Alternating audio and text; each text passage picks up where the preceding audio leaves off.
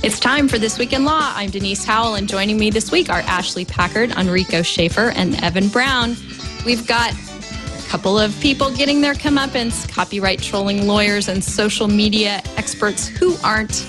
We're going to talk about net neutrality becoming final in its watered-down form, kids on the internet, and lots more next on This Week in Law.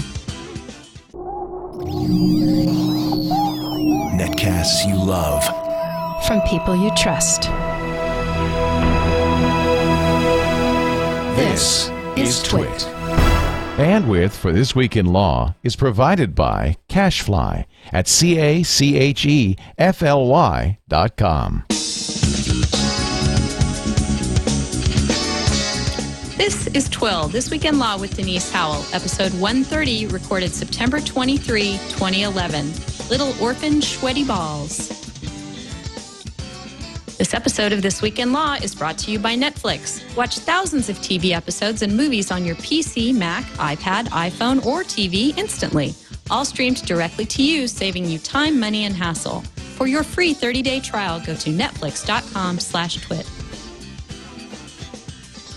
Hi, folks. It's Denise Howell, and you've tuned in for This Week in Law. We've got a fantastic panel for you here this week to talk about all things related to social media and technology when they collide with all the legal issues that surround them. And here to discuss that with us this week is Ashley Packard from the University of Clear Lake at Houston, where she teaches media law and ethics. Hello, Ashley. Hi, Denise. Thanks for inviting me on the show. Wonderful to have you. Media law and ethics is pretty much exactly what we love to cover here. So we're thrilled to have you. Hope that this is right in your sweet spot as well.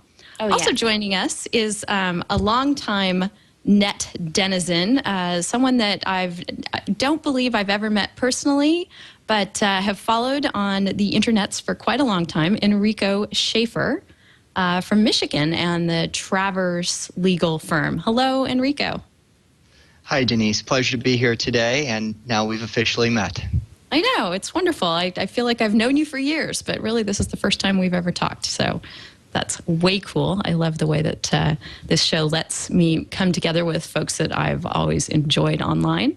And another such person that I've always enjoyed online and enjoy almost every week here on This Week in Law is Evan Brown from Chicago. Hello, Evan. Hey, Denise, and the feeling is mutual. I enjoy talking with you every week. And Enrico, yeah, the same story. It seems like I've known you for years, but this is the first time I think that we've communicated in real time. So nice to meet you. Nice to meet you, Ashley, and really looking forward to our conversation today. You too, Evan. Thanks a lot. We should call it This Week in Law, where asynchronous communication becomes synchronous. That's great. Maybe not. There's plenty of room for the tagline. Yeah. I think this is still virtual, though, correct? Yes. Virtually synchronous. Now all we need is, somebody throw in their telepresence robot and we're all set. I'll get right on that. Yeah.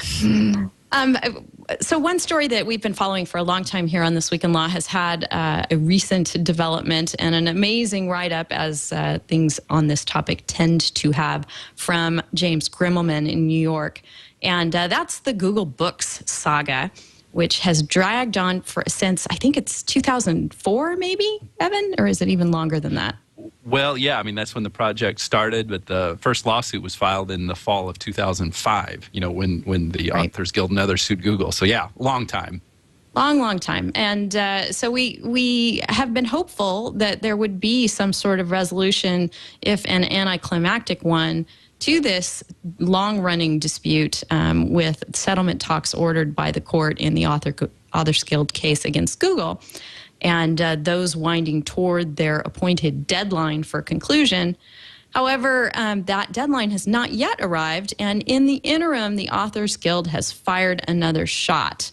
And they are coming after this outfit called, I think it's the Hothy Trust, that is sort of a third-party repository, if you will, for all the things that are being scanned by Google for the universities in the Google Books search project with them. And now the Authors Guild has decided that the copies being maintained by the Hathi Trust are problematic, especially with regard to orphan works. Evan, I think you put this in for our discussion. I read through Professor Grimmelman's post, and he seems to think that this means that, long story short, new lawsuit filed means that the settlement talks have completely broken down. Do you tend to agree with him? Well, he would know much better than I would on that. I mean, Professor Grimmelman watches this so closely, so I take as gospel whatever he says or what he even surmises about all this stuff. But, you would think that given, as we've already talked about here, that this saga has been going on for more than half of a decade, and that, we've gotten so close to settlement here, and settlement, what is the expression? Defeat seemed to be pulled from the jaws of victory when it came to the idea of settlement and all of this stuff. If we're at this point and all of the outside indications are that settlement is breaking down, the fact that there would be such a shot fired like this toward the libraries, who up until this point have played kind of a benign role in all of this, and this Hathi Trust, and its role in all this actually was kind of on the side of the authors in some of the discussions before the court, the fairness hearing in the class action Google books, in the case against Google. So it certainly is pretty dramatic that this has happened, and it certainly changes the nature of the dynamics of the dispute, and raises some new issues as well. There's of course the copyright. I mean, it is a copyright infringement case, but it brings in some larger issues as well under that one copyright claim of having all of these works purportedly being orphan works within the control of a single entity like this, couching it as an issue of security, whether that be data security or just the security of loose licensing kinds of practices, definitely changes the nature of the dispute and adds some new contours and new folds to it. All of these things would do indeed, as what Professor Grimmelman is suggesting or is saying, would suggest that settlement doesn't look as likely as what it did at this point. Yeah, right. Evan, this is Enrico too. And when I read this story, the thing that was surprising to me is that the authors didn't go after the libraries directly on the front end, because without access to the books, Google really couldn't bring them online. And the libraries do have this really important role in Google's effort. I saw it, of course, as a litigation attorney. The first thing I thought was that perhaps this was a leverage item in order to try and bring home the settlement. Hopefully that is what is occurring. I'd like to see this whole project get rolling. But it is a pretty interesting thing, because until now, we all thought that this thing was headed towards final resolution. Let's delve a little bit further into what this is all about and why they've chosen to hone in on orphan works, which, my goodness, you would think that this would be the prime place for the universities and Google to be able to do some good with these abandoned or unidentified copyrights. Ashley, do you have any thoughts on the actual crux of this lawsuit? Yeah, I'm actually surprised that they're going after the libraries, because as a public relations move, I think it's a real mistake. The libraries are backing up these orphan works, and until we know who the authors are and whether they still have an interest in here, I don't think that should be a problem. But I do also recognize the point that Enrico brought up, which is that the libraries are passing on the books to Google, and traditionally they have had a policy of not if not actively engaging in copyright infringement, not promoting it by sharing materials with people they know are going to be engaging in copyright infringement. So ultimately, I think it goes back to a interpretation of what Google's actually doing and whether that constitutes copyright infringement or fair use. And as somebody who has a book on Google Books without ever having been asked, I do understand the concern there, but I also think it's an important resource. Right. Do you feel like there's too much of your book there, and the access is more extensive than you would have granted? I do, actually. I had one of my students say, "Dr. Packard, we don't need to get this book because it's on Google Books." And I said, "Really?" And that was the first time that I knew that it was there. And there are a few pages missing here and there, but most of the book is there. But still, I'm an ardent supporter of fair use, so I haven't made a move to try and take it down. Yeah, that's really fascinating. Evan, do you think that this might be just another step in the settlement process, that maybe this is just leverage to try and bring Google to cave on some of the points that might be at issue? I guess. I mean, I don't really see the direct line between how Google would, or, what's going on here with the libraries and what is going on with Google, unless it's just going to have to do with, the prospective access to these types of works. I see this as focused really, at least the allegations of the complaint seem to focus very much on the idea of this Orphan Works project that the Hathi Trust, or however we're going to pronounce that, is doing here. And there's like a certain, it's kind of a quasi-political kind of sentiment that you get from reading about all this stuff, especially the foreign authors are saying, who are you? You U.S. libraries to say whether or not there is an orphan, whether one of these particular works indeed is an orphan work, and why is it that you're going to go ahead and be so presumptuous as to exploit these rights without more diligence than what you're doing? And in fact, there's some empirical evidence to suggest that the whole review process for what the Hathi Trust is identifying as orphan works is fraught with some inadequacies. We'll put it that way. I think the Authors Guild has been able to successfully identify the parent, the copyright owner of these so-called orphan works. And maybe just to back up for the sake of some of the folks listening in, an orphan work is one of those works where it's in copyright. The copyright has not expired on it. It hasn't otherwise gone into the public domain, but we just can't track down who the author is here. And so this organization, these libraries had set forth to make available some of these purported orphan works for distribution to patrons of these libraries without any kind of other restriction, certainly without paying royalties, because you don't know who to pay the royalties to. So there's a certain sense of like, who made you, Hathi Trust, the arbiter of how these rights should be exploited and how they should be dealt with. And that seems to be what really underlies a lot of this. And it could be, I would tend to see that more.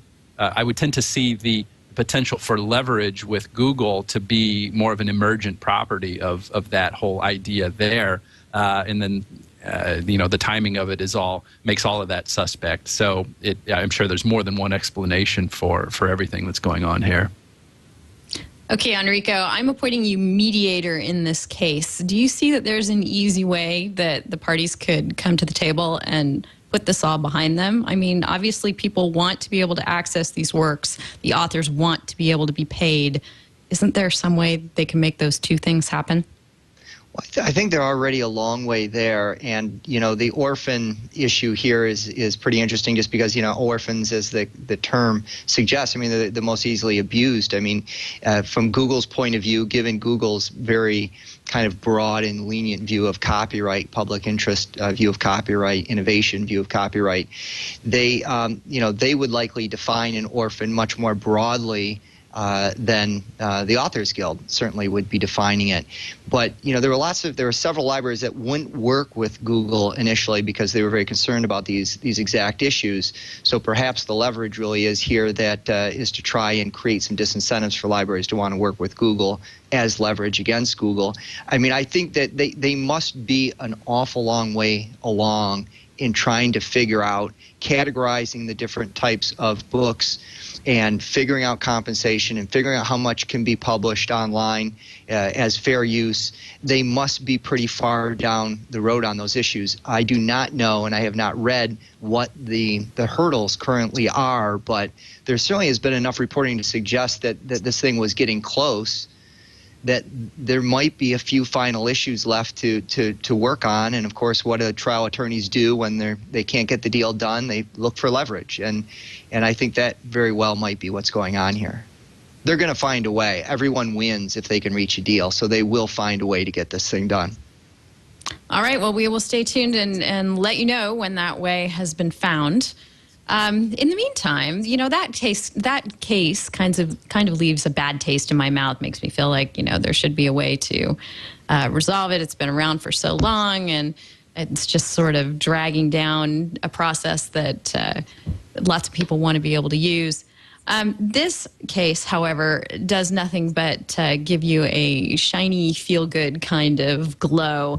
It has to do with a lawyer named Evan Stone, who represents pornography producer Mark Haig and is known for being something of a copyright troll. And we've got Ashley down there in Texas. We've talked on the show before about how the Eastern District of Texas is a place where lots of people file suit if they are patent trolling. This one is pending in the Northern District of Texas, which I think we can go ahead and say, based on this, is not such a good place for copyright trolls.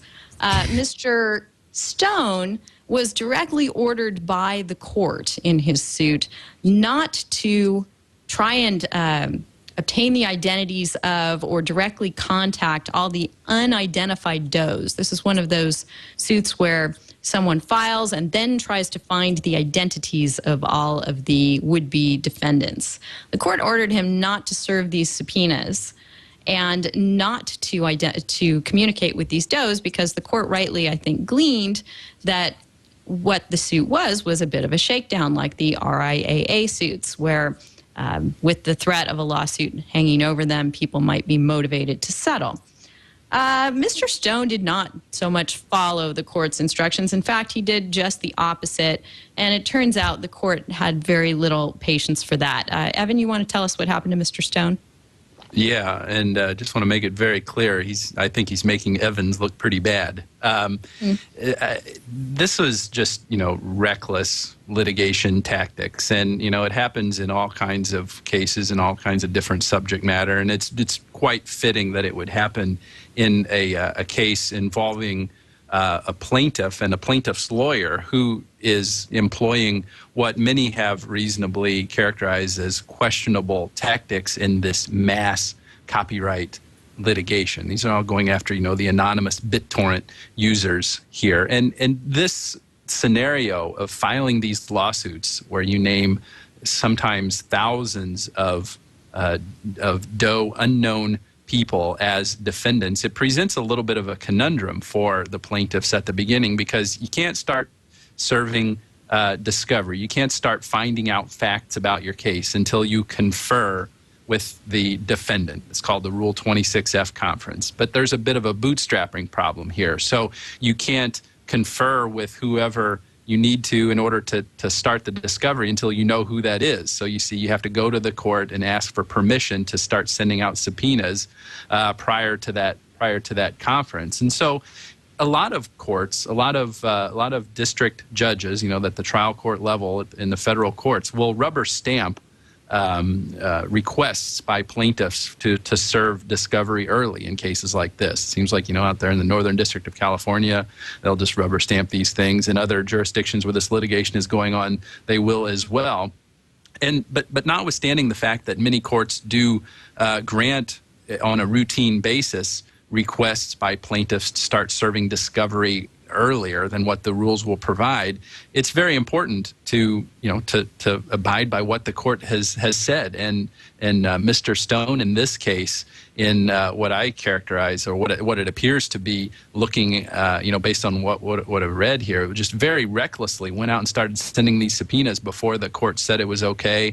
There's really little justification for that, and getting sanctioned by the court for $10,000. I mean, he's got to pay $10,000 because of having done this, and also notify the court in all other cases that he's involved in that this is happening. That is by no means a slap on the wrist, which goes to show that this was pretty serious stuff. And he's certainly doing his cause of anti-piracy no good by engaging in these kinds of tactics. So couldn't have happened to a better guy. Yeah, and he's got to pay the legal fees for Public Citizen and the EFF, who were appointed as the guardians ad litem for these unidentified DOE defendants. And That's they were great. supposed to be doing a vetting process for, who might actually be a valid defendant, who should be notified and made to respond to the case, and who not, which seems like a good measure to take in these cases, to make sure that people aren't just shaken down for their settlement funds. So it looks like they're going to get compensated too. And I presume that might be a whole lot more than $10,000 in legal fees amassed to date. Ashley, any thoughts on this one? Yeah, I think this is an interesting case. I mean, obviously, Stone modeled this completely after the Recording Industry Association of America tactics, but he had a little bit more of an ace in the hole in the sense that we weren't dealing with just music downloads, but pornography downloads. So he knew that the people he would contact would have every incentive to settle rather than see their names publicly dragged through the court system. So I'm sure that the Northern District Court understood what was at play there, and that's why they were really looking into the discovery process a little more carefully. Yeah, excellent point. Enrico, do you think that Mr. Stone got just what he deserved here? Yeah, and he's going to get a lot more when he provides that order to the other courts, who have thus far probably given him his summary order for discovery without any opposition or any oversight. That essentially these orders say, yes, plaintiff can take discovery in order to identify the John Doe defendant. Well, what does that mean? If I'm the plaintiff in that circumstance, I'm going to do a lot of discovery before I go back to the court and say, oh, by the way, the John Doe, plural, John Does, the Jane Does, are now properly identified.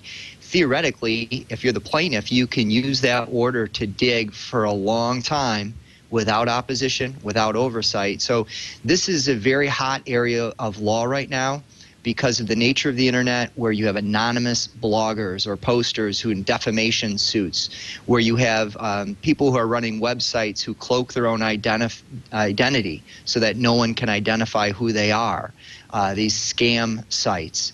And so I've been involved in any number of these exact same issues, these John Doe issues, where the courts don't involve a public citizen to oversee that subpoena process, and literally the plaintiff is left completely unchecked.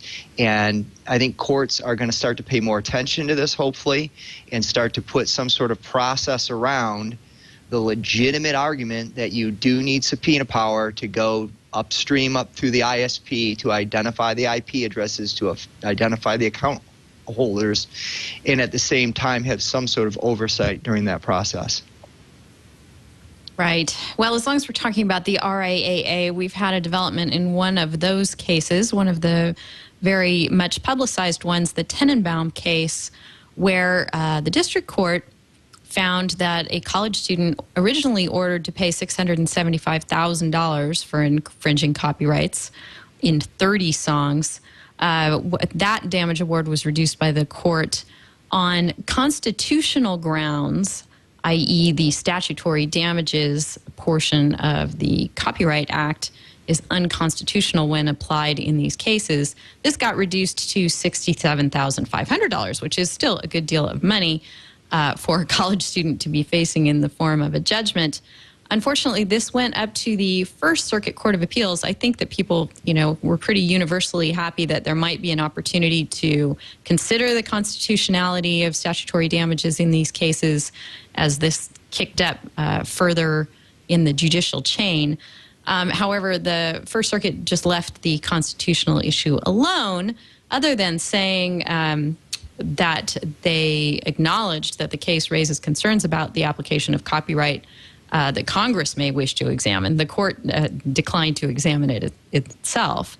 And it told the trial court that, I'm sorry, you can't reduce these damages on these grounds. It did give them another basis to reduce damages on, the process of remittiture, which allows the court to sort of unilaterally slash the damage award, but if the other side doesn't like it and wants a new trial, they can request one.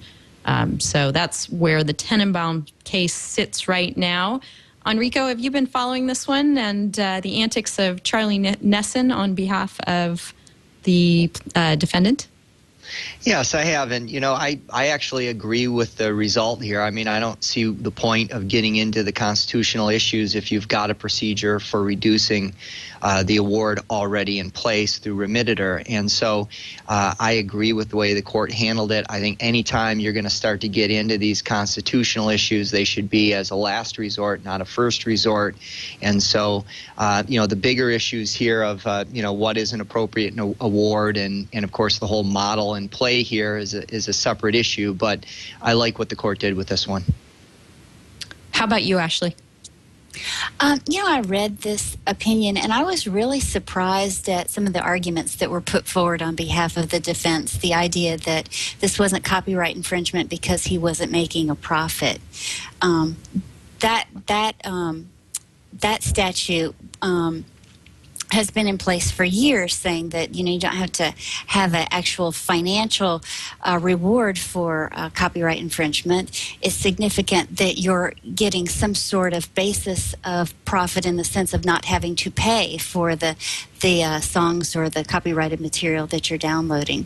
And traditionally, aside from parody cases, courts have rejected any sort of real First Amendment or constitutional challenge to copyright law.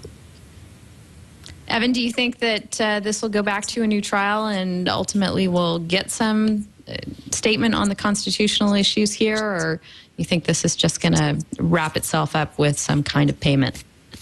I'd say it's more likely than not there will be another trial here, just because of the animation of the parties involved. You got the RIAA, and then you've got the good professor helping out Joel Tenenbaum on all of this stuff. So there's really, everybody's hot to trot and fighting over all this stuff, and who knows if who's to expect their vigor to have diminished over the past few years. So I guess I'm with Enrico in saying that the court came to the right conclusion on this and shouldn't have gotten to the constitutional issues. But I say that with a bit of hesitancy, because I recognize a certain irony here. That is what the appellate court is saying essentially is that you lower court, district court, needlessly made this more complicated than what it needed to be by getting into these thorny constitutional issues. But what the district court says it was actually doing was like, look, we're just going to cut to the chase here and simplify things, because we know ultimately that these constitutional issues are going to have to be met. So what you've got is both the trial court, the district court, and the Court of Appeals saying,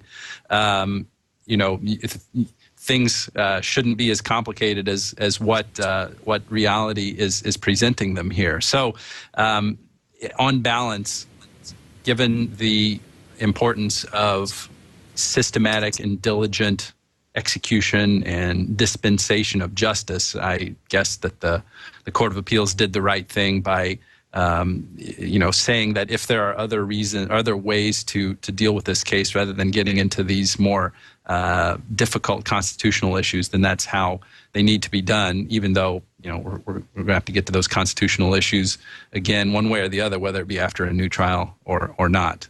Definitely there will be more to come on this. Well, we've got a social media professor and a PhD with us here today. So I want to get into some social media issues because we love to talk about them, and we've got such a great resource on tap today to do so. This week we had Google Plus come out of its, alpha release, its very limited release, and anyone now who wants to join Google Plus may do so, except for they've left in place the stringent requirement that you be 18 or older. And I thought that was interesting. I think they have said that that is a temporary situation, and they want to make sure that they have safeguards in place for those between 13 and 18 who will eventually use the service.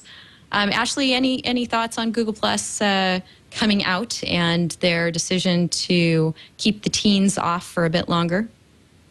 Well, I wasn't surprised by that decision because Facebook has had to deal with suits regarding liability issues for teenagers that were allowed to develop their own Facebook pages and then wound up encountering sexual abusers online. So when you're just starting out a service, I think that really makes sense, at least for a while until you get your bearings. But I thought that it was interesting that Google Plus opened on the same day that Facebook announced or presented its new format, which I think is ironic too. Presenting these posts now as top news stories is an odd idea, and those two have been going at it for some time. You know, it was only last spring when it came out that Facebook had hired Burson Marsteller to develop a PR campaign against Google's social circle service, suggesting that it didn't protect privacy of its users.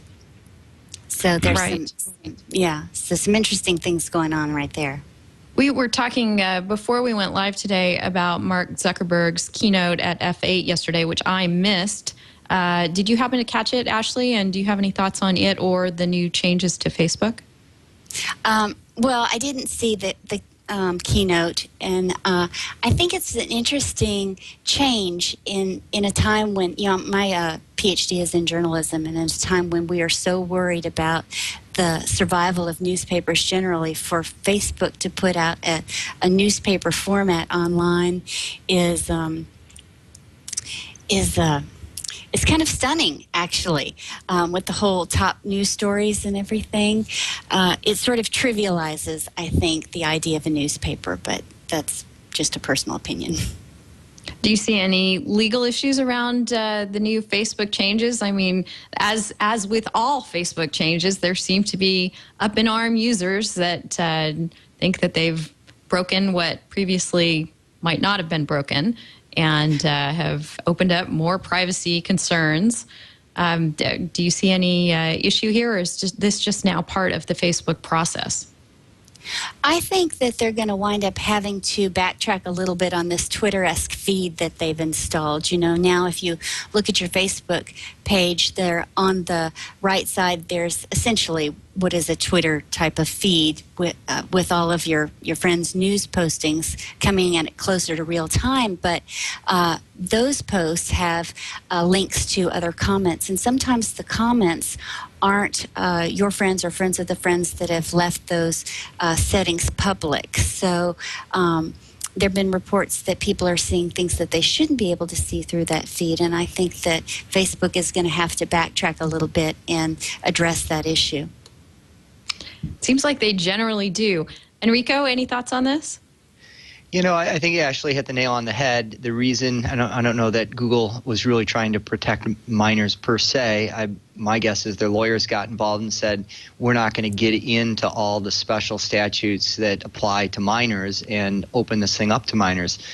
By the same token, you know, my 13-year-old's on Google Plus, and you know, how would they know? So on the 18 and over issue, perhaps they'll figure out that, you know, how to deal with the regulatory aspects of that and the protection of minors that has to occur with that, and avoid some of the Facebook issues on that as they roll out new features. But they just keep taking little stepwise, you know, leaps forward, and I applaud Google Plus. I'm on it. I see Denise, you on it, and I do think it's a superior product to Facebook in many ways.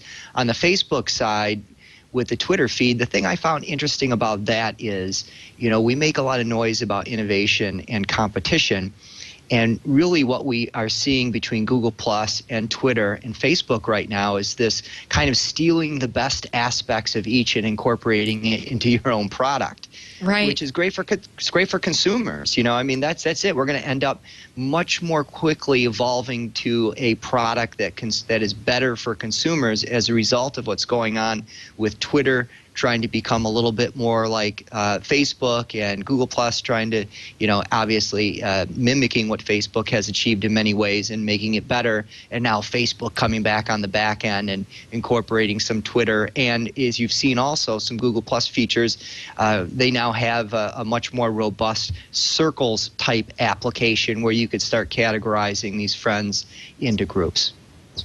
Right, and even Twitter, you know, I think it's hard to say that this would be in response to Google+.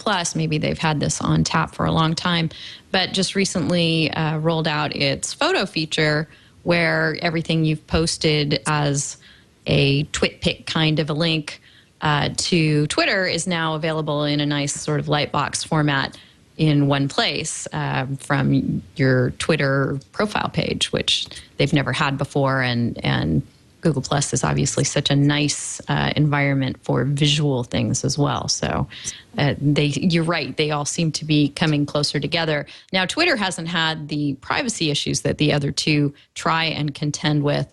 Evan, do you think that Facebook has dropped the ball here yet again? Depends on what ball you're looking at them to carry. If just to pick up on what Enrico said, this Facebook and Twitter and Google Plus, I guess you were saying Google Plus and Facebook, taking kind of the best of each service and integrating them as being good for consumers, we're mistaken if we think that the users are the consumers. And this is a motif that comes up a lot. I know I've mentioned it a lot, and Dan Gilmore is good at reminding of this. The users are not the consumers here. The users are the consumers. Let me say this clearly because it's important. The users are not the consumers here. The consumers are the advertisers. And so we're fooling ourselves to think that any of these changes ultimately are motivated by making a happier user experience and, just making us feel better when we're interacting with our friends. No, what's going on here is more efficient ways to, I feel like I'm getting all Ron Paul or something right now, more efficient ways to sell our souls to the Leviathan. Mark Zuckerberg was up on stage talking about a frictionless experience yesterday. And just now you don't have to actually stop when you're getting ready to, to engage in some kind of informational transaction online to update your status on Facebook. It will be done automatically for you in more ways here. So there's just, it's this, the frictionless experience that he's trying to tout as a good thing is just kind of, widening the aperture of the passageway from the individual out onto the internet of the information flow. That's what it's all about, so that there can be more information out there, so that advertisements can be more targeted. And with Google especially, Eric Schmidt has already told us Google Plus is not a social networking service. It's an identity service. It's no mystery why they don't care about the 13 to 17-year-old set. What they're concerned about is the 18-year-old set and over, who they can rely on to establish enforceable contracts with, when Google Plus and all the Google platform is used more for things in the nature, things like the payment of money, currency, of transactions like that. It's much more robust and much more commerce driven than social networking. We can't kid ourselves in thinking that they're really doing this for us out here using this stuff, which as I haven't used Facebook for several months and my life has improved several times over. So why do we fool ourselves and think that they're doing it for us? They're doing it to make it easier for the collection of information about us, so that we can be advertised to more efficiently. Yeah, I think it's an excellent point, and the people with IRC have been virtually applauding everything you've been saying. I would push back on it just a little, to the extent that they are going to be able to encourage us to sell our souls to the Leviathan, as you say, only to the extent that the user experience makes it worthwhile for people. So, if people feel like, if they feel like their experience is out of control, that their data is flying around in places where they never consented to it being, if they feel like they're not getting the value out of the service, then the consumers, the advertisers, aren't going to have anybody to advertise to. Ashley, do you agree? I do. I mean, that has traditionally been the method of operation for all media. All media are make money these days from the advertisers rather than the consumers, particularly television. And but in order to keep the consumers there to be advertised to, you have to be putting out a product that people really like.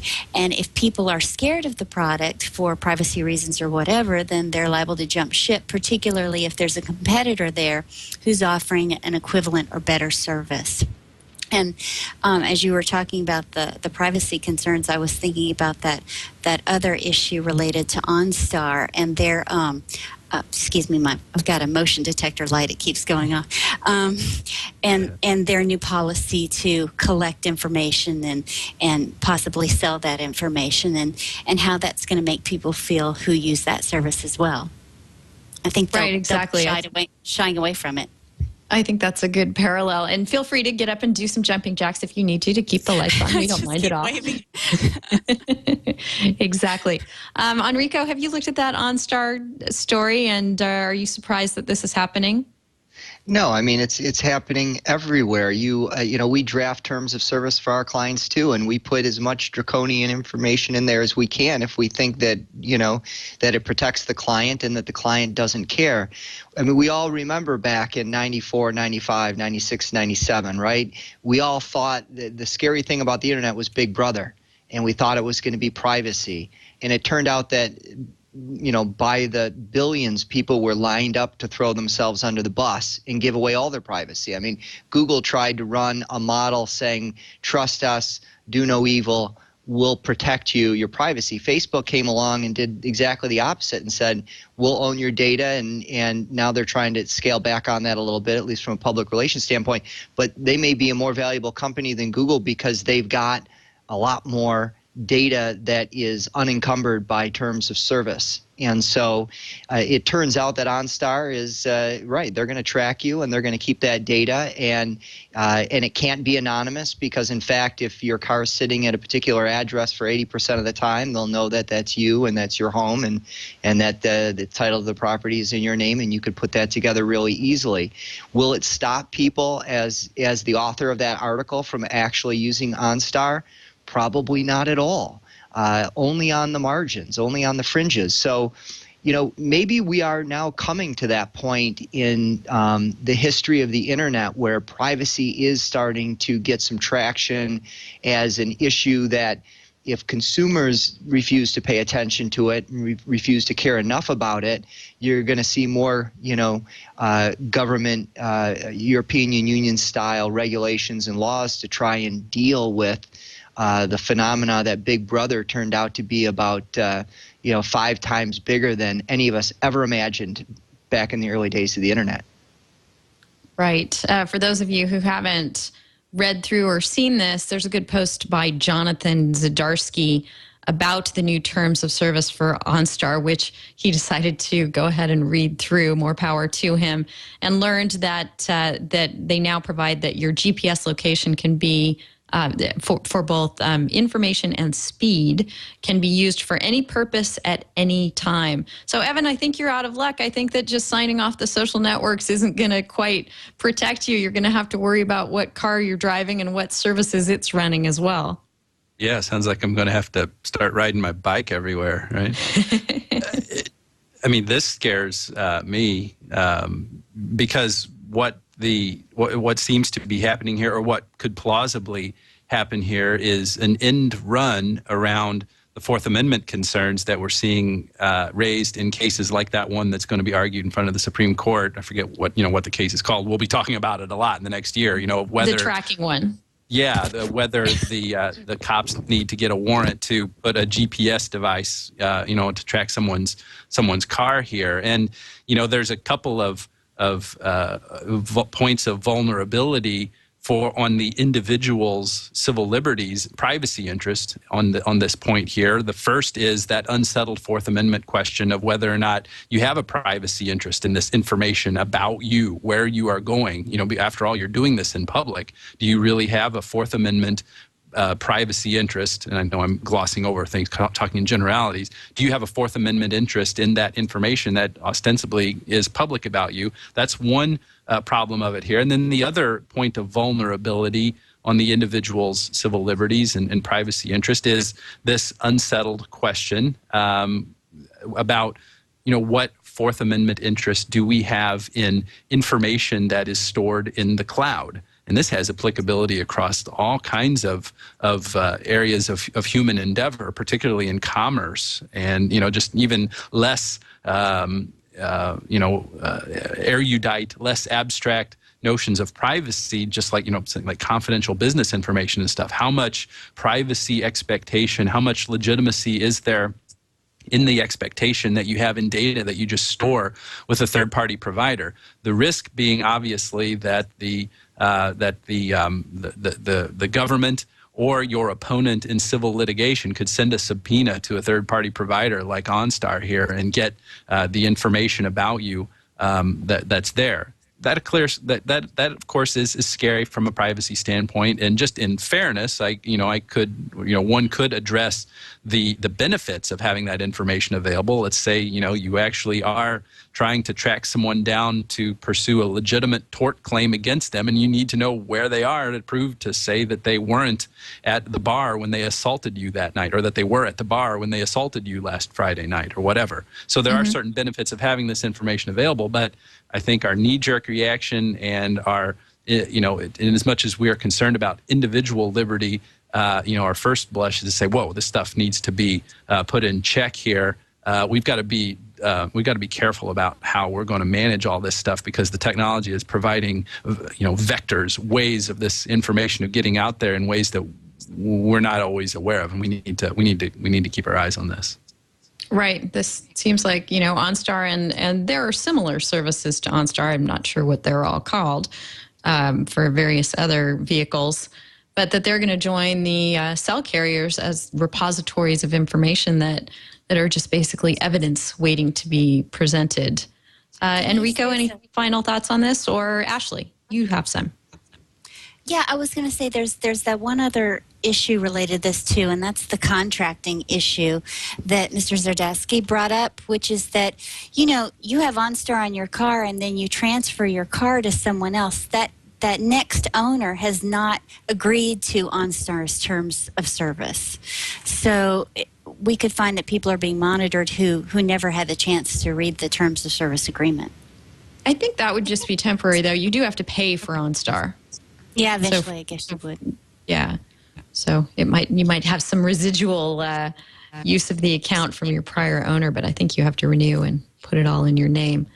I hope people push back on this, though, because in relation to the comment about the European Union's laws, they have much more protective privacy laws than we do, but it's because their citizens want that protection, and historically we haven't had the same attitudes over here. Right. Well, we began to talk a bit about youngsters in the fact that they are not being permitted on Google+. After the break, I'd like to get into the FTC's proposed revisions to COPPA, the Children's Online Privacy and Protection Act, and also some proposed revisions to net neutrality that are set to become final soon. But before we get into that, I'd like to thank our sponsor for this episode of This Week in Law, which is Netflix. And speaking of children, Netflix is something that I use, talk about family values and things that you try and inculcate into your kids. Evan's been talking about some good things you want your children to understand about you being the product. One thing I really enjoy about Netflix is it allows me to provide tons of great programming, TV and movies, etc., to our family without the attendant commercials and commercialization of the whole thing, other than in the product itself.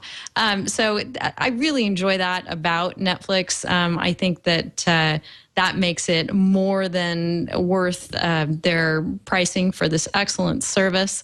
They stream literally thousands of TV episodes and movies directly to you instantly, and that saves you time, money, and hassle.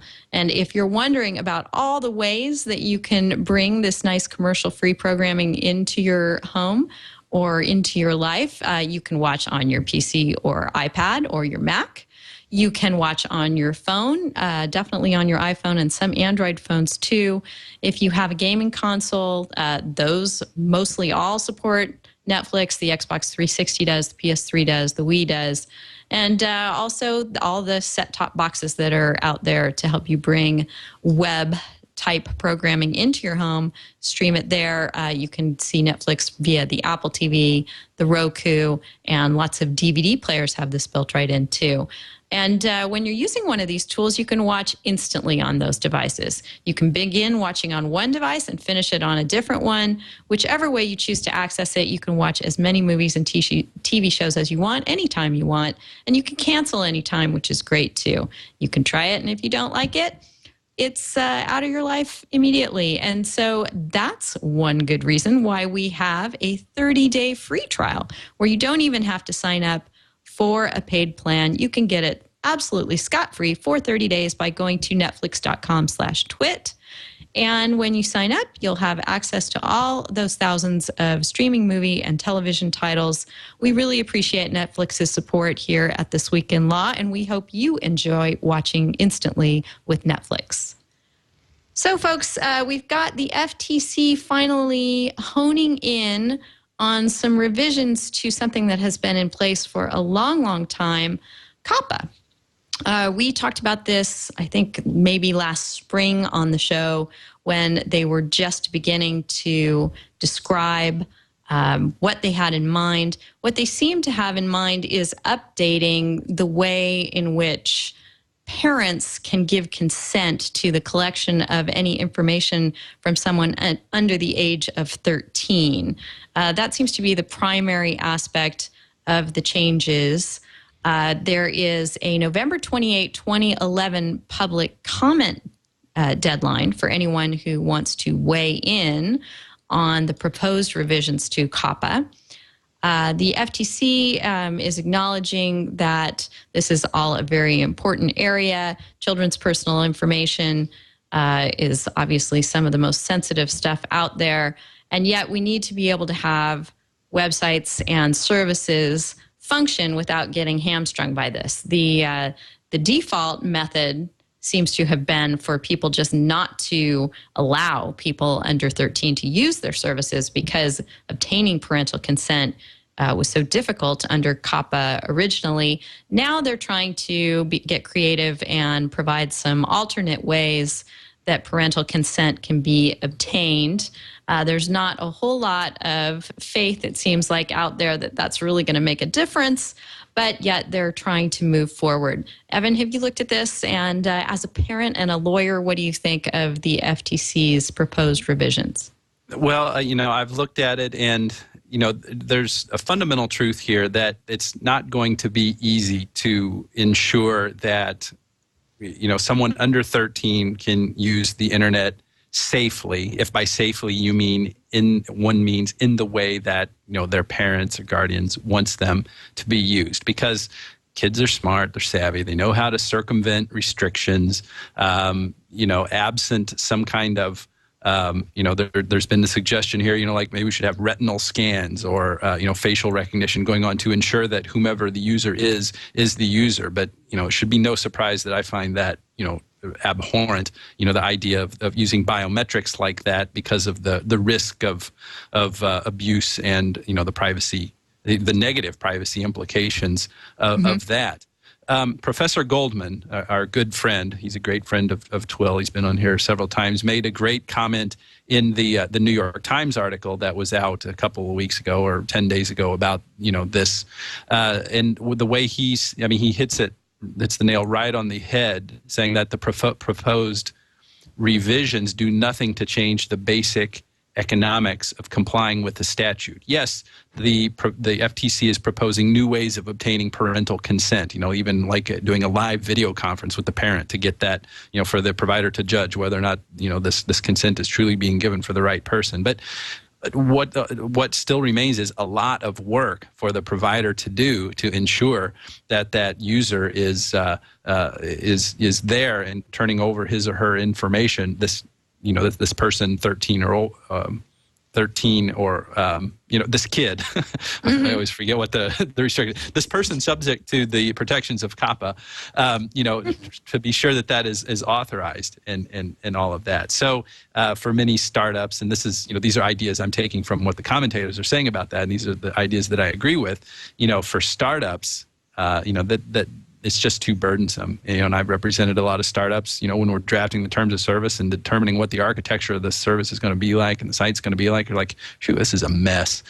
So this is just, nobody under 13 can use the site. It's just what we end up saying, a lot of the times, because it's just not worth it. The benefit is not there. And maybe that's good, because what it does then is, for sure puts the onus on the parents in all circumstances to make sure that what information is getting through to the children living there, is really under the auspices of the parents' supervision. So it's a really difficult problem, and I wish that I could have some meaningful way of solving it. I just unfortunately don't have any good suggestions. Yeah, and it's complicated by the fact that we may have one set of sites in mind thinking about, okay, this is appropriate for regulation and definitely need parental scrutiny there. But what I keep coming back to is how important technology is becoming in education, and how there are so many tools available to kids starting, at about age 2 or 3 and going on throughout their young lives until they're 13, where that, they're really benefited by using. And I hate to see a chilling of the marketplace for ideas for that sort of thing. I'm hoping that the FTC is bearing that in mind and trying to make it easy for these really valuable resources to be available, and taking into account that it's not just all, selling our souls to the Leviathan. What do you think, Ashley? This week, my daughter had homework that could only be done through a website online. So I know exactly what you're talking about, Denise. It's becoming more and more prevalent in schools. But I agree with Evan. I don't see any point at which they're going to resolve the issue of kids being able to get online and get on these sites on their own, especially as long as they know their parents' email addresses. And mine has just gotten to the point where she says, can I get on this site? And I'll say yes. And then she types in the information because she knows it. And I could switch it if I didn't trust her. I do. But all kids are able to do that now. And I'm not sure the FTC is going to be able to prevent it. But I know that we're going to continue to see more and more sites directed to kids because these two are also targets for marketing. And they have a tremendous impact on their parents and the amount of money that's spent each year on all different types of items that are targeted at children. So they really are marketing targets in themselves. Enrico, you mentioned you have a 13-year-old who is on Google+. Do you think that any of this is going to try and do away with that disconnect between what parents and their children want and need to be doing online and what we want to be sure to protect children from? Yeah, I mean, it's a tough one. I have 13, 11, and 9, 3 boys, and the reality for all of us with kids in this age group is that the FTC cannot begin to protect them. And so, there's 2 points here. One is that, the FTC's attempts here are in a way fruitless in many ways, yet we see the reason why they're doing it.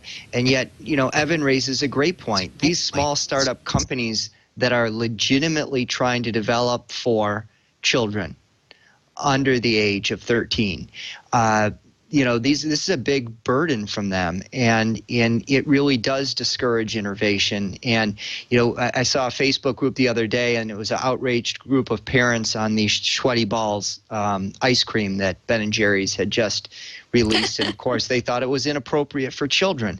But look, our kids are way more sophisticated. The paradigm is different now for parents because our parents tried to protect us from reality, and that may have been misguided. Whether it was or not, it's just not possible anymore. So the parents have to be there to filter this stuff out. And the FTC is spinning its wheels, in my opinion. All right. Yes. Just looking forward to our resource of the week without tipping it too much here before I'm ready to tell you what it is. It's we've been using the Khan Academy stuff here in our household, and we'll talk more about it in a bit. But I noticed in trying to figure out how to log in and save data there that they require you to have a Facebook or a Google account, and that children are required to log in using their parents' Facebook or Google account, and it's all to do with these COPPA requirements. They do not want to be responsible for collecting data directly from children. So it's all going through the parental account. So it's an interesting conundrum, one that I think the FTC has its hands full on.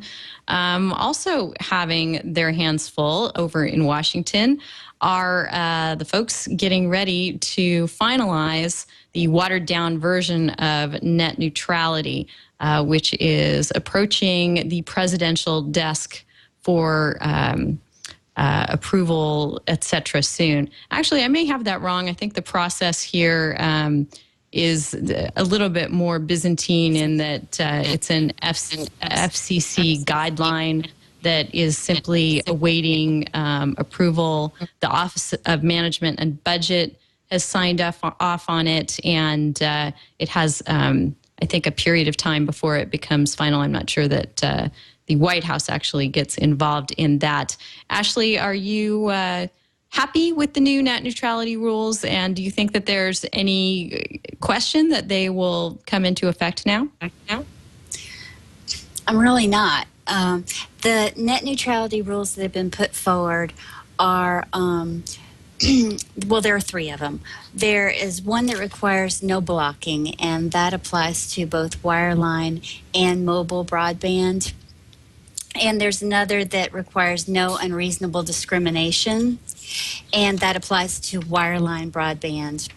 And it's transparency that applies to both. And then blocking and no unreasonable discrimination only apply to wireline broadband. And my concern, and I know a lot of people feel this way, is that we are going toward a mobile environment. People want mobile devices that have total access to the internet. And right now we have smartphones, but those are going to be getting better and able to do more. And we're going to wind up with a two-tiered regulatory structure that preserves net neutrality on DSL and cable modems at home, but doesn't preserve it on all of these mobile devices that we're going to be using in the future. And so I think there's some real concerns here related to that. But there's really nothing we can do about them at this point, is there, Enrico?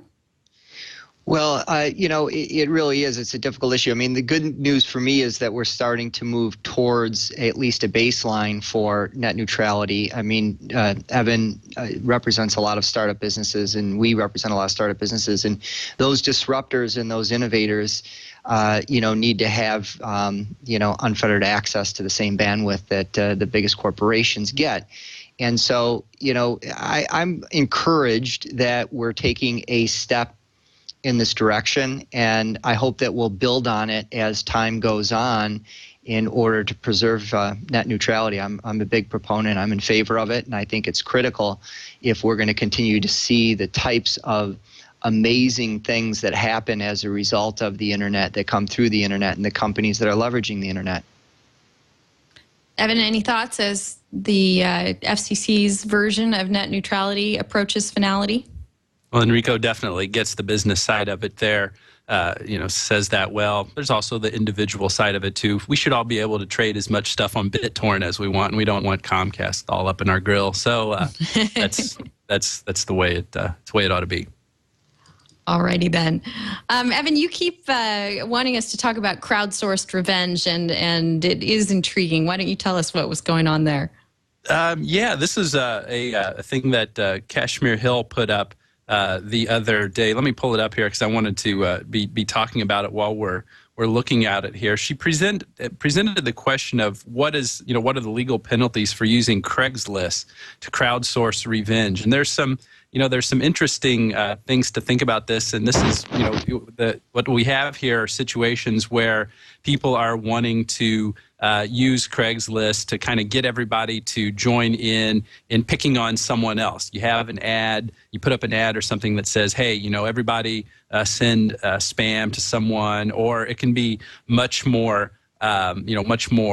sinister than that, putting up an ad on Craigslist saying, that advertising on someone's behalf that they're interested in a certain kind of sexual encounter or something like that. And there actually has been some pretty brutal criminal acts that have resulted from this. So Kashmir kind of, ponders, thinks about, first of all, looks at some of the trends that are going on in all this stuff. It seems to be concentrated up in the Northeast for what that is worth, and also looking at some of the penalties that have come from this. Some probation, some community service that has come up from all these things. So she does a great job of kind of presenting the issue. I like thinking about this kind of issue in terms of how do we allocate responsibility for the use of a service like this among all the different participants, and if so, or and as we're doing that, how do we say that, for example, the person who places the ad, who says, hey, come everybody go and help me, or they're at least implicitly saying this, everybody go help me pick on someone else, or setting up something bogus like that. It really adds a new angle, a new facet to criminal liability, whether it be some form of impersonation or can you actually trace it through and actually be the one causing the actual bodily tort on someone else. So I like thinking about this, and also considering at least for a moment what Craigslist's responsibility might be in a situation like this. Last week we talked about the service called Blender, which is a takeoff on the service of Grindr. And then we're also thinking back to the good old days of 2007 or so, when there was some litigation over MySpace. What's MySpace's responsibility for connecting people who end up, where one of them ends up committing a tort to one another. So yeah, I just like this little issue because of the different things that it. I like this factual situation because of all the different little issues that it brings up. Yeah, absolutely. I could definitely see some concern on any number of federal criminal bases for rallying this kind of crowdsourced result. Enrico, does this raise your eyebrows at all? Well, it really didn't, but I guess I'm fascinated that Evan found an interest in it, and I think he's right in the sense that we haven't seen yet the kind of seminal case or seminal legal issue that comes through crowdsourcing, but it probably is a matter of time, right? I mean, we saw crowdsourcing result in revolution in Egypt through Facebook, and we see these kind of telltale signs of what happens when a crowdsourcing type event occurs. Well, what happens? We kind of are seeing dabbles of it in the defamation space when one person gets on and spews a defamatory comment about someone on the internet. They know it's false. It's a competitor. It's a adversary. It's someone with a grudge. It's a lunatic.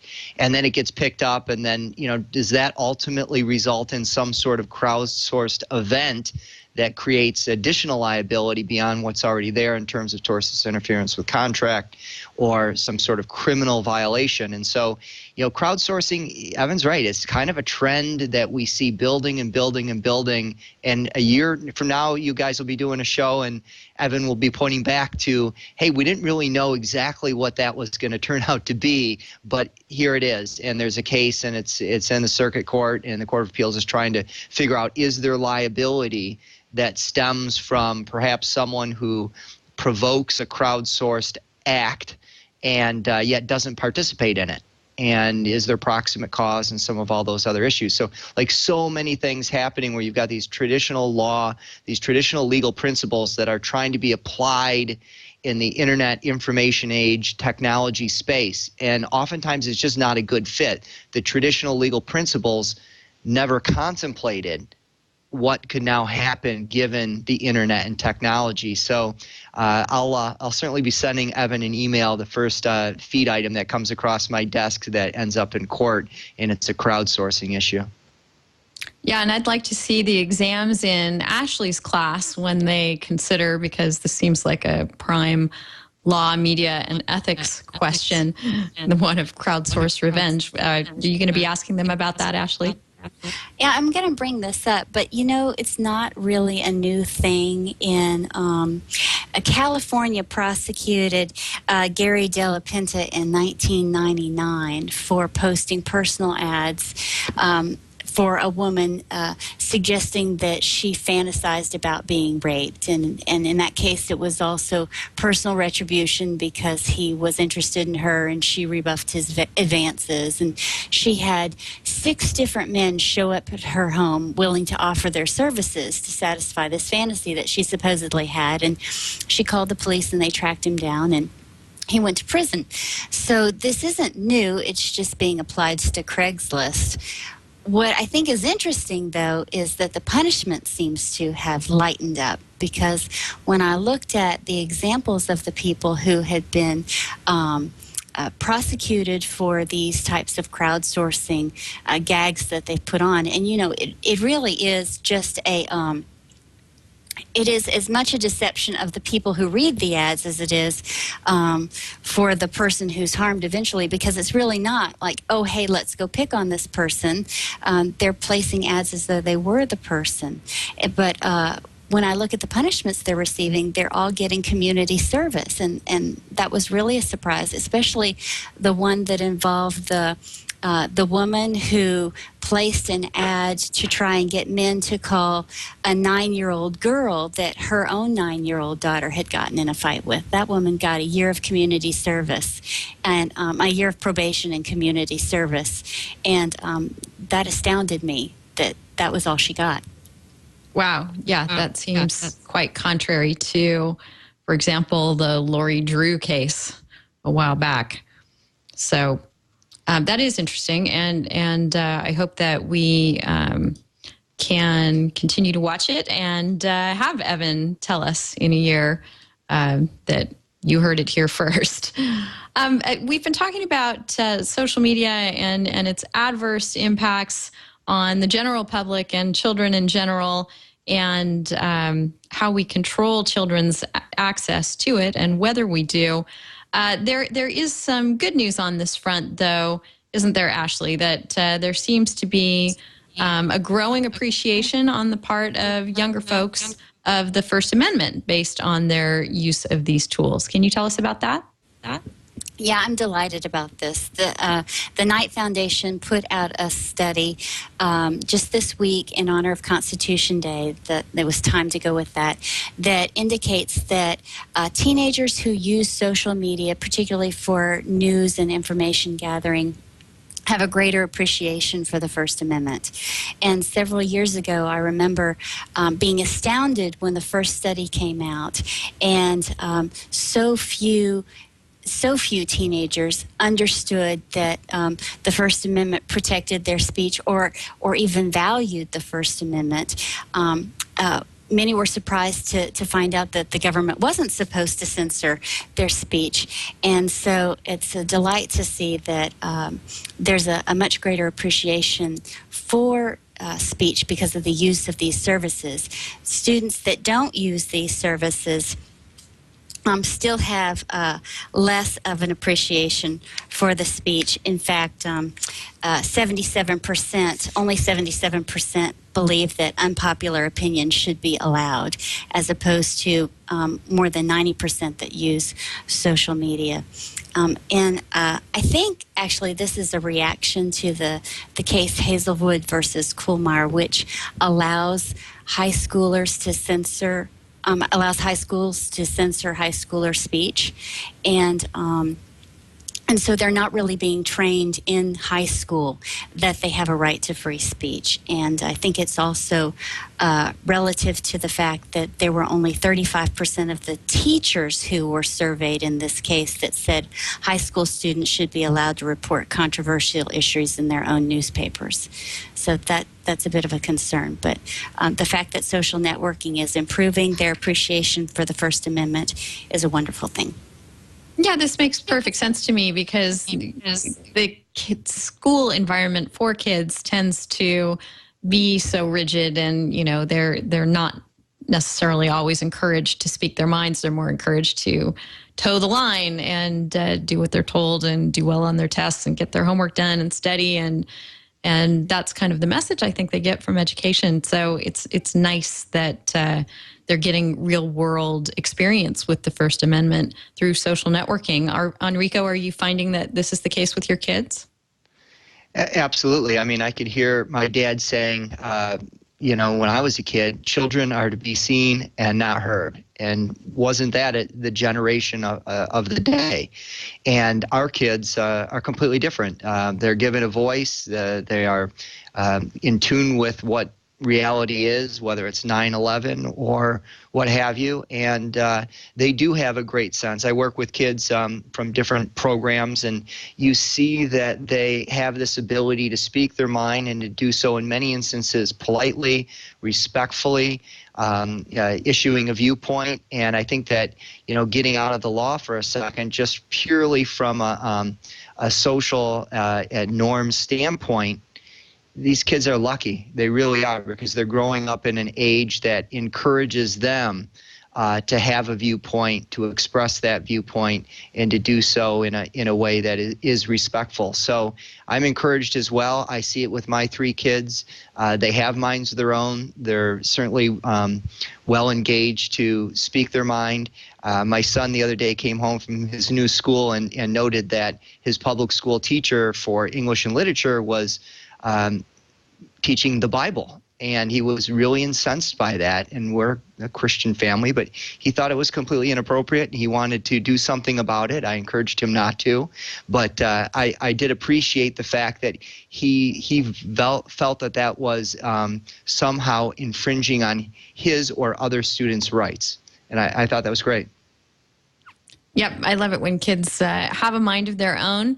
Evan, do you see any sort of tension here between kids learning about the First Amendment and having a mind of their own and the online bullying problem that we discuss on the show fairly regularly?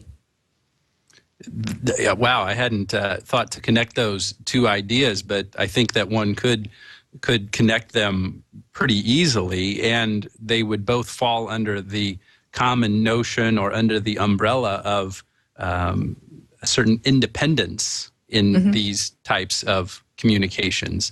We, for the sake of argument, we can assume that inculcating young folks with the idea that more communication is better and that the wider dissemination of information is good, and that the diversity of ideas and information is good, coming from different sources and different perspectives and all of that.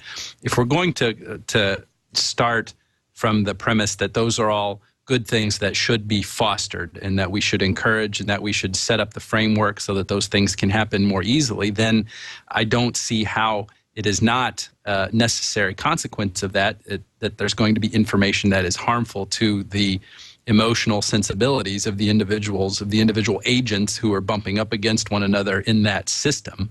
So, and to the extent that those agents bump up against one another and irrationally hurt one another's feelings, that's just a fancy way of saying bullying, because you're coming from a perspective and for whatever self-centered reason, one agent in that system is trying to make another one feel bad. So that it's almost something that's going to happen there, by necessity. And one of those things that, rather than thinking that you're going to eradicate that, just kind of build in tolerances for that build in, that tolerance is probably not the right word because of the connotation that it has. It's actually kind of the opposite of tolerance. That's what I'm talking about. But build in an understanding that that's going to happen there, and to that extent be able to foresee how it's going to happen and put it in the form of instructional guidelines for how to manage this independence of communication to deal with the definitely foreseeable instances of bullying that's going to happen. Right. All right. Well, I think I'm getting down to the point where we're winding toward the end of the show. We had a lot of stories that we haven't yet gotten to, so I want to go around to you guys before I start to wrap things up and see if there's anything you're just dying to talk about that we have missed. Ashley, anything you think that we just can't end this show without getting to? I did want to point out to your viewers that starting tomorrow, it's Banned Books Week, and there's going to be a virtual readout on YouTube. And so if that's an issue that matters to you, then they might Google that site and perhaps actually even get on YouTube and read something in honor of Banned Books Week. I sat down with my 11-year-old and we listened to Tango Makes Three, which is oddly the most objected to children's book in the country for about 4 years running now. Yeah, and I'm unfamiliar with it. Can you tell us about it and what it's about? Oh, it's a story about two male penguins who grow to be very close in the New York Zoo and observe that other families of penguins have eggs that they're trying to hatch, and they want an egg, and they try a rock and it doesn't work out, and eventually the zookeeper has an extra egg and gives it to them, and they very conscientiously take care of this egg until it hatches and have a little girl penguin named Tango. Oh, that's wonderful.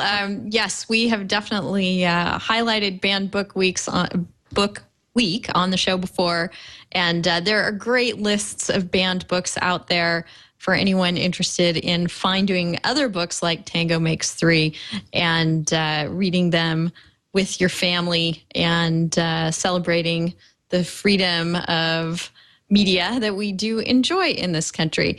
Enrico, anything you want to hit before we go ahead and start to wind things up?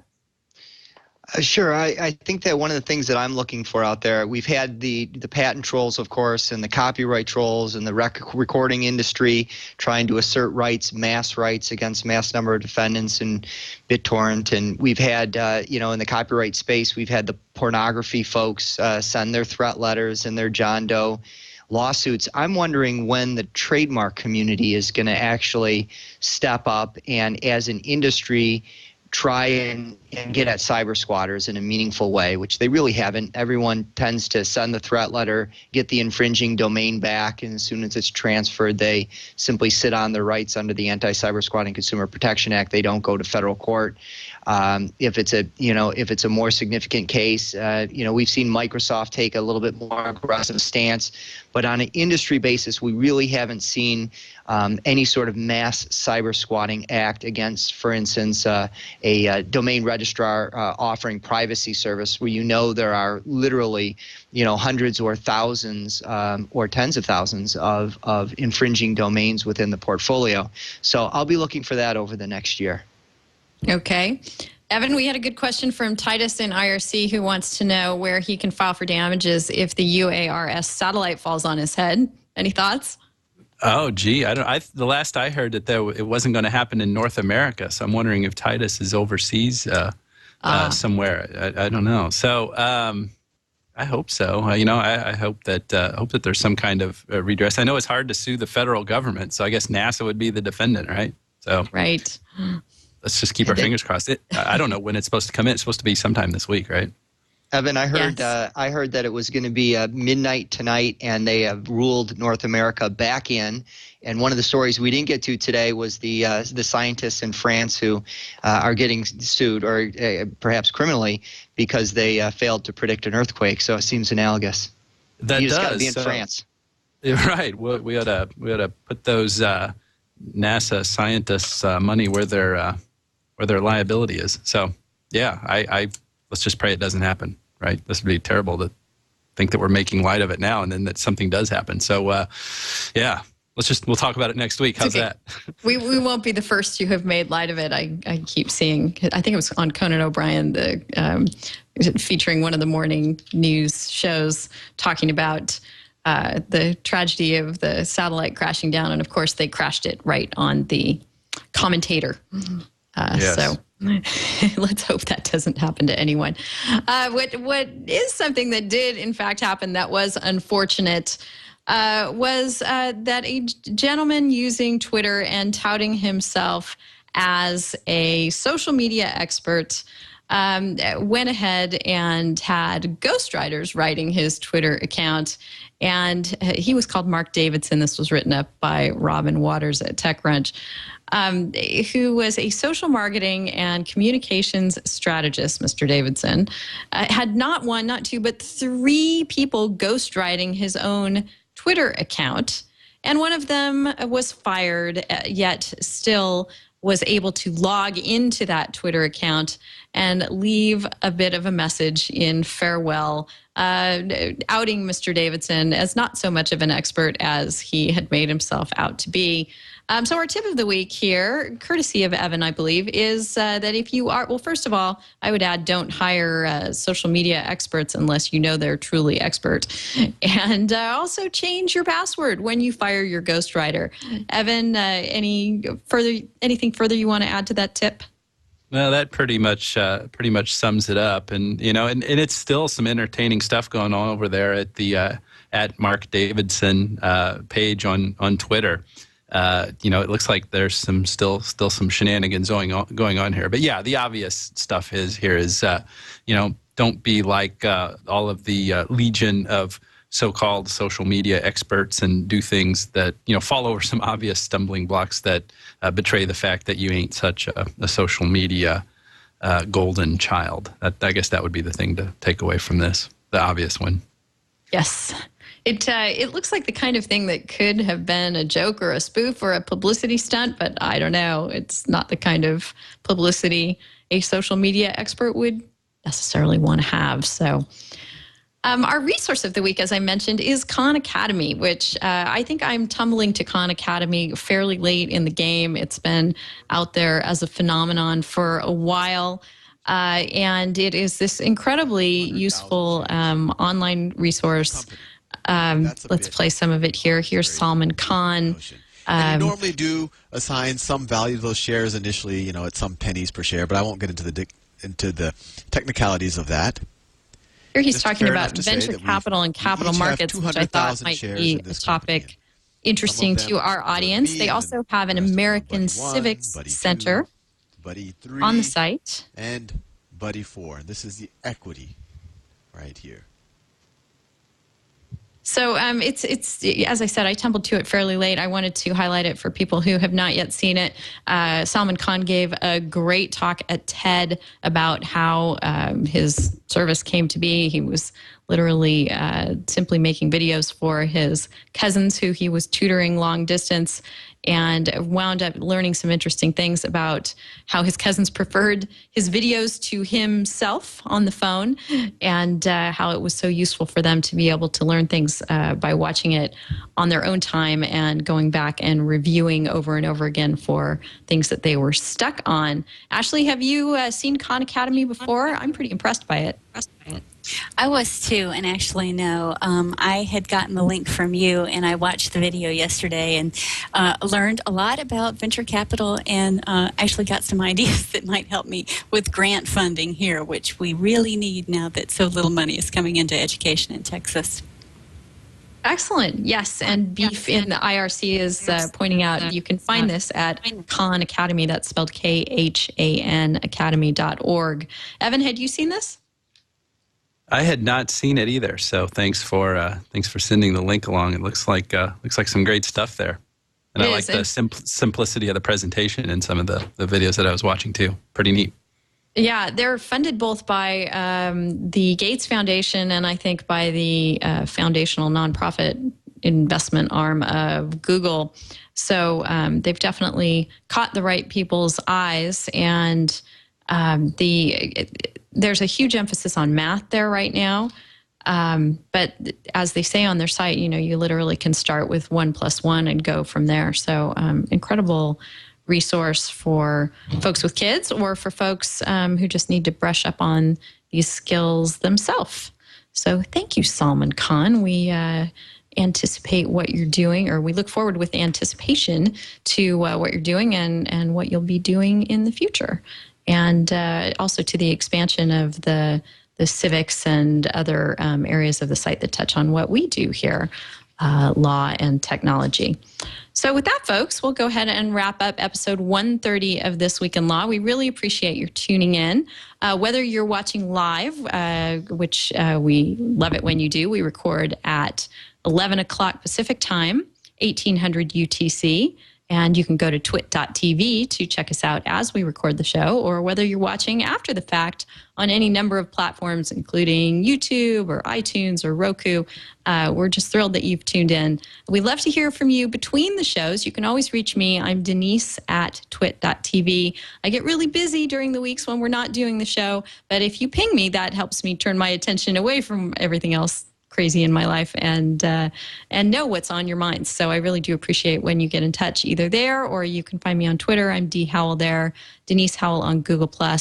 And also we have a Facebook page for the show. And again, I may not always have time to post up there, but try and put the shows up as they come out. And I love getting engaged with the discussions that you all have about the topics that we've had. That's at facebook.com/thisweekinlaw. And I want to thank our fabulous panel for today. Ashley Packard, it's been really wonderful having you on the show. Oh, thank you so much, Denise. It's really been fun. Where can folks find you when you're not here on TWiL? On Twitter at Ashley Packard, or online at mindingmedia.net or www.digitalmedialaw.us. Great. Well, we really appreciate your being here. We wish you good luck with your students and your courses. Yes. Thank you so much. Enrico, wonderful to finally chat with you. Thanks, Denise. Pleasure to meet you virtually as well as Evan, and hopefully we'll be able to cross paths for real in the future. Really appreciated being here today. It's been all our pleasure. And you can follow Enrico on Twitter at Traverse Legal. Anything else you want to plug? Well, I do run a blog, greatestamericanlawyer.com, which is devoted to reforming the practice of law and innovation, and certainly on Twitter as well at Traverse Legal as well. From Traverse City. We're getting all kinds of good feedback in the chat room on Traverse City. You have some fans there, I think. We were voted the most beautiful place in America by Good Morning America, and that pretty much is the test, isn't it? So there you go. Well, Evan from beautiful Chicago, we've loved having you as well this week. It's been fabulous. It has, yes. I've had a wonderful time. Thank you so much again for having me. Enrico, great to talk with you. Ashley, great to talk with you as well. And I'm sure we'll cross paths again. I hope and so. You can follow Evan on Twitter. He's Internet Cases there, and his wonderful blog, internetcases.com, is always keeping you on top of the latest and greatest in the world of technology law.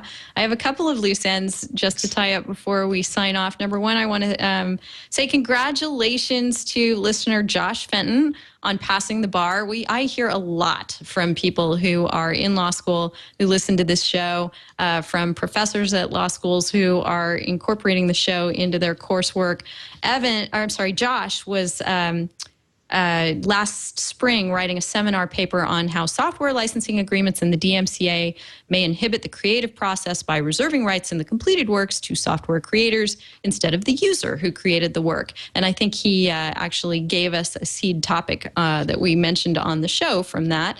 So we're thrilled that Josh has passed the bar. And for all the rest of you who may have taken and just gotten your bar results right on, we're very proud of you. And also, I could not end the show without figuring out exactly what flavor Schweddy Balls Ben & Jerry's is. So for anybody else who was curious, I could not fathom exactly what flavor, but then I recalled that from the famous Saturday Night Live sketch, they were discussing rum balls. So this is vanilla ice cream with a hint of rum, loaded with fudge-covered rum and milk chocolate malt balls. So though it's angering lots of folks, it does sound delicious. Thank you, Enrico, for tipping us to its existence. Hey, Denise. Yes. I also just want to give props to all the people who didn't pass the bar exam too. Yes. That group of people that just shall not be forgotten. No. I have no idea what that's like. So I just want to. But hang in there, because you got to just keep at it until you've got that one past you. I know lots of people who've taken the bar 2 or 3 times, maybe even more than that, before it finally clicked for them. So don't get discouraged if you find yourself in that boat. And while you're studying, of course, we'll be here for you. And until next week, we hope your studying and your lives go wonderfully well, and that you stay out of trouble in your doings online. Take care, everyone.